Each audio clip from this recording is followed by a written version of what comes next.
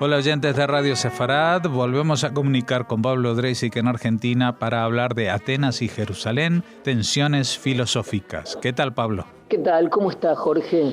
Muy bien, y con ganas de escuchar lo que nos vas a contar, porque vas a hablar de las otras Jerusalenes, aunque no se pueda hacer un plural fácil de este nombre de ciudad.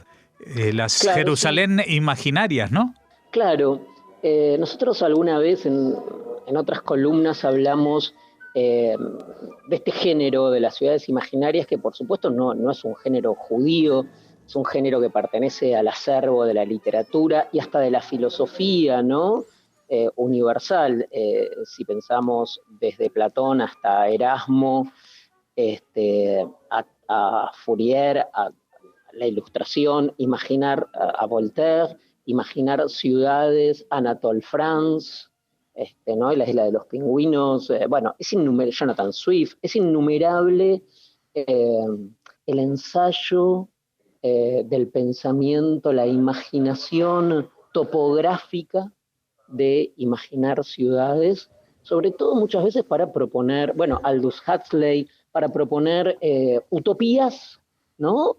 O distopías. Uh-huh. Y es muy curioso que hoy vivamos en una época más de distopías, de imaginar ciudades catastróficas o ultra totalitarias.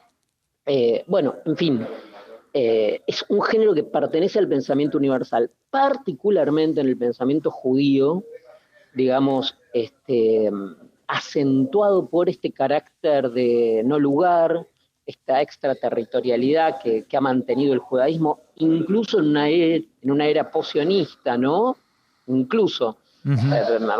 Hay que recordar nada más a Philip Roth en Operación Shylock, que imagina que hay una segunda operación de reinstalar, porque se reúne el Congreso Judío Mundial y decide que los judíos viven mejor en la diáspora que en Israel, y entonces Philip Roth imagina un plan para recolocar a todos los judíos de Israel nuevamente en la diáspora. Uh-huh. Entonces, forma parte, digo, incluso de la imaginación post-sionista. Por ejemplo, el escritor, y a veces no necesariamente está relacionado con eso. Hay un escritor que yo recomiendo muchísimo a los oyentes que se llama Michael Chabon, uh-huh, norteamericano, muy joven, que tiene un libro que el título de memoria en español es algo así como El Sindicato de la Policía Yiddish, que imagina algo así como un territorio, es una ucronía, no es ni una distopía ni una utopía, sino que es una ucronía, y él imagina que en Alaska se ha instalado una suerte de estado judío, como una especie de Virovillán. Le comento a los oyentes, Virovillán, otra utopía realizada, fracasada, una utopía distopía que ensayó la Unión Soviética de asignar a los judíos una zona que realmente se realizó, pero bueno, quedó como una experiencia fallida y casi caricaturesca, aunque ahora hay mucho interés, hay muchos estudios que se están publicando sobre Virovillán, estudios académicos, se publican libros y hay mucho interés sobre el tema. Bueno, pero Chabon, Michael Chabon, los libros están, por lo menos 3 libros de él están en español. Uh-huh. Se escribe Chabon, el apellido es C-H-A-B-O-N, Michael, y él tiene un libro, el Sindicato de la Policía Yiddish, que él imagina que Alaska se convierte en un territorio judío, es una alternativa a Israel, pero en el cual la lengua oficial es el Yiddish. Y ahí se desarrolla una cuestión policial, el plot, la trama es una trama policial muy, muy, muy interesante y muy bien construida. Bueno, también entre las otras ciudades imaginarias a veces son imaginarias, a veces no, a veces son ciudades que realmente existieron, pero a las que les son asignadas propiedades inverosímiles. Por ejemplo, la ciudad de Chelm, ¿no? En la tradición del Yiddish, muy asociada también a personajes que no está muy claro si son tontos o genios. Que eso también es una especie de ambigüedad muy del acervo ashkenazí, ¿no? Estos personajes que son como tzadik, que son como sabios, justos, pero al mismo tiempo carecen de pericia y de habilidades prácticas, ¿no? Como el que suscribe, que no sé si será un tzadik, pero sí que carece de habilidades prácticas.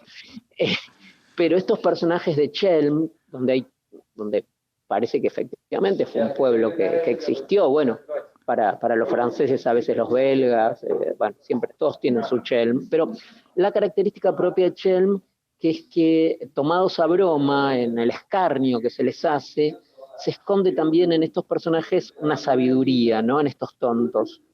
Son como tontos genios.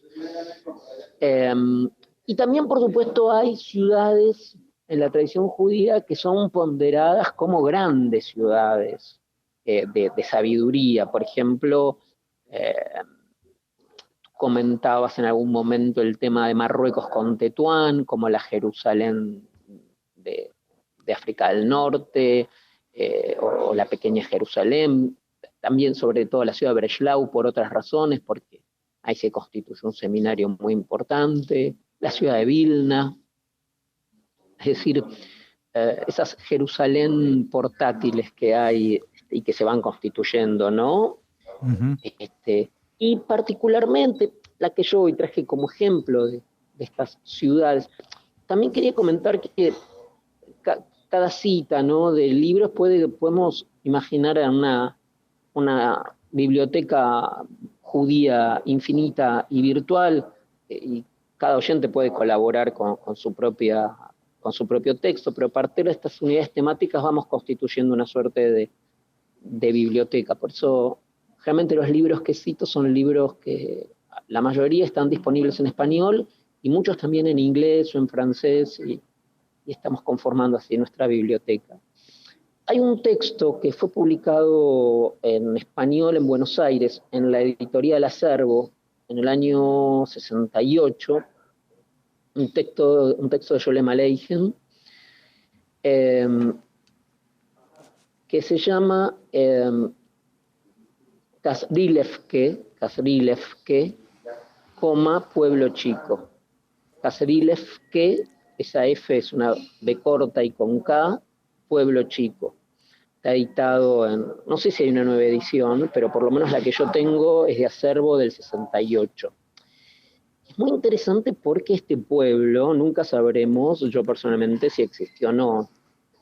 Me inclino a pensar que no, y espero que no exista, porque me parece que forma parte de la imaginación de Sholem Aleichem. Pero es muy interesante con estas distopías, ucronías, y utopías de las que hablamos. Yo diría que aquí, y esto es muy judío quizás, estas ciudades, no sabemos si son un paraíso o un infierno, porque comparten propiedades infusionales con de ambas características, ¿no? Nada más leo casi cómo comienza, cómo presenta la ciudad Sholem Aleichem. Comienza en una forma que le es muy cara a nuestro escritor, dice: amigo lector, el pueblo chico al que te conduzco se encuentra justo en el centro de esa zona bienaventurada donde se amontonan los judíos unos sobre otros como arenques en la lata con la orden de crecer y prosperar. Uh-huh. Allí ya en esa presentación tenemos un montón de elementos interesantes.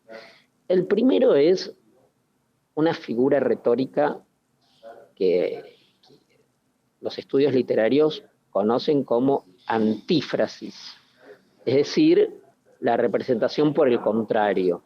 O sea, zona bienaventurada es una ironía propia de una agudeza yiddish.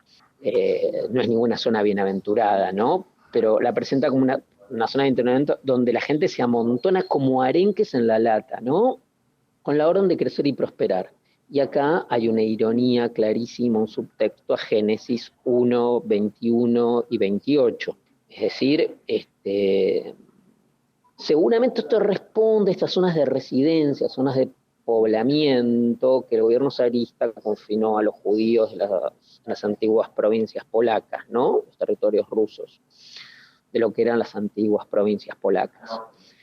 Pero es fascinante la descripción de esta ciudad, porque aquí podemos ver esta imaginación judía de quien no pertenece a ninguna ciudad en particular, porque son ciudades, cualquier judío de Europa Oriental que busca algo de su genealogía, ¿no? La genealogía suena muy a idea de estirpe y abolengo, más bien a la ascendencia, ¿no?, que posee. Se va a encontrar que son pueblos permanentemente desplazados o que cambiaban de nombre o cambiaban de país. Y esto es muy interesante porque entonces esto crea, en medio de esta tradición de ciudades imaginarias, una particularidad de estas Jerusalemes, estas Jerusalemes distópicas, utópicas o ucrónicas. Por supuesto, es una ciudad aparte, una pequeña aldea, donde la gente está caracterizada como gente pequeña, dice Scholem. Como ya dije, toda gente pequeña. Y de nuevo está el acento de estas pequeñas gentes, ¿no? Y cuando uno lee esta descripción, habría que agregar una cita que tenemos por lo menos muy cercana, ¿no?, los hispanohablantes, que es Macondo. Cuando Scholem Aleichem habla de una feria en el cielo, leo textualmente, o una vaca que sobrevoló el techo, estamos en un realismo mágico que no tiene nada que envidiarle al Macondo de García Márquez, de 100 años de soledad. Es decir, acá tenemos, es una riqueza la descripción. Leo por último un pasaje, ¿no? Dice Scholem, la gente pequeña, todo el tiempo es gente pequeña, ¿no? Y pequeña, bueno, nosotros sabemos que Balzac también hablaba de la pequeña gente, pero yo creo que en Balzac es más gente mediocre, ¿no? Es la pequeña gente. Acá es la pequeña gente que tiene pequeños oficios, su sustento es diario, ¿no? Su parashá, su sustento, su parnasá, perdón, es diario.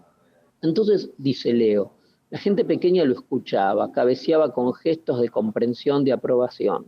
Pero dentro de sí reían de buena gana, pensaban. Y después los caminos cambian, la chimenea silba, los vagones vuelan, los judíos van a Moscú, pero vuelven. Es decir, toda esta descripción tiene que ver con la llegada, por supuesto, del ferrocarril, ¿no?, de los nuevos inventos. Dice Scholem, el mundo conoce las historias de Kazrilevke. Son conocidos en el mundo por sus hallazgos, dice, por sus chistes. Son seres alegres, dice, pobres pero felices. ¿Cuál es la causa de su alegría? Sería difícil contestar. Están felices de vivir, pone. Viva la vida, vivir. Traten apenas de preguntarles de qué viven, contestarán de qué vivimos, pero usted lo ve, vivimos, ja, ja, ja, jijiji, vivimos, maravilloso. Es decir, hay una suerte de idea de la pequeña gente, lo comparo con la comedia humana en Balzac, ¿no?, donde la pequeña gente es gente miserable, pero en el sentido de escasez de miras, de pusilanimidad, de falta de horizontes, y todo está teñido de una gran tristeza. En cambio, estos personajes son personajes que viven al día, como decía antes, viven en condiciones horribles, porque viven apretados, atestados, y sin embargo la nota saliente es esta alegría permanente. Voy a leer la última parte, leería más, pero es un texto muy interesante, ¿no?, con este tema hoy de las utopías, las distopías. Dice Scholem, pero sobre todo son sus cementerios lo que Kraslibeske podría, con justa razón, enorgullecerse. Esta bendita ciudad posee 2 cementerios espléndidos, uno viejo y otro nuevo. Imagínense que el nuevo ya está bastante viejo también y bastante repleto de tumbas. En caso de pogrom, de epidemia o de otra de esas desgracias de hoy en día, no habría lugar para acostar a los muertos. Un humor negro riéndose de la ciudad con esos 2 cementerios. Es decir, me parece muy interesante. Por último, eh, el gran autor, gran compositor, autor de óperas y revolucionador de la música del siglo XX, Schoenberg, Arnold Schoenberg, ustedes saben que tiene una parte de su producción, ya para haber revolucionado con el atonalismo, ¿no? Etcétera, etcétera. La composición musical tiene varias obras de temática judía que seguramente en Radio Sefarad seguro habrá algún programa dedicado a Moisés y Aarón, Moses un Aarón, y al sobreviviente del gueto de Varsovia. Bueno, me imagino que seguro en Radio Sefarad van a encontrar alguna columna sobre alguna de estas obras. Pero hay una obra muy poco conocida de Schoenberg, muy poco conocida porque hasta donde sé, me parece que ni siquiera la terminó, quedó un proyecto, que le imagina una ciudad, yo creo que es otro planeta directamente, es una cosa medio como de ciencia ficción, donde hay un arma secreta judía para luchar contra sus enemigos. Es decir, imagina también un territorio judío totalmente ucrónico, una ucronía, porque en realidad ha cambiado la historia, ha habido algunos acontecimientos. Siempre se toma Sarajevo como en la tradición el momento en que la historia pudo haber ido para un lado o para otro. Y es muy interesante, ¿no? Incluso los lectores los oyentes, pueden colaborar en esta última inquietud que traigo sobre Schoenberg. Seguramente habrá más de un oyente que es un gran interesado en la ópera y en Schoenberg. Pero quiero decir, más allá de esto, toda esta tradición es una tradición que hasta tiene, digamos, tiene una valencia política, porque ¿qué ha sido el sionismo sino también parte de la imaginación judía, muy vinculado a lo literario, muy vinculado a los textos literarios judíos que han tratado de imaginar lo que sería un territorio, una ciudad judía. Recuerdo, por ejemplo, que la acusación cuando el gran escritor judío Isaac Babel es asesinado por Stalin, ¿no? La acusación era en esa época que los judíos querían crear un estado en Manchuria, me parece, ¿no? En Manchuria o en Crimea, también cosas insólitas, digamos, ¿no? Es decir, hay también hasta una imaginación antisemita que imagina asentamientos judíos y poblaciones judías en lugares francamente a veces insólitos como la Patagonia, en fin. O sea, todo esto que relaciona a el mundo judío con la historia de las ciudades, ¿no? Los asentamientos, las ciudades, las topografías, finalmente la imaginación literaria, la rica imaginación literaria de un pueblo que durante años no tuvo Estado y que llegó tarde al Estado-Nación.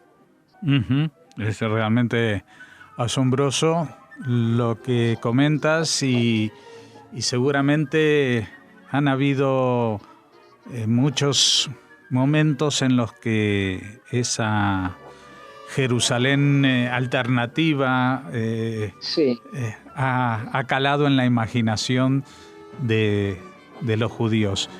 Pues seguiremos hablando, si te parece, de estos pensamientos, de estas utopías y distopías en nuevas entregas de Atenas y Jerusalén, que estamos hablando de también a nivel filosófico de una Atenas y de una Jerusalén totalmente imaginarias, no son sin duda una contraposición urbanística, ¿no? Pues absolutamente.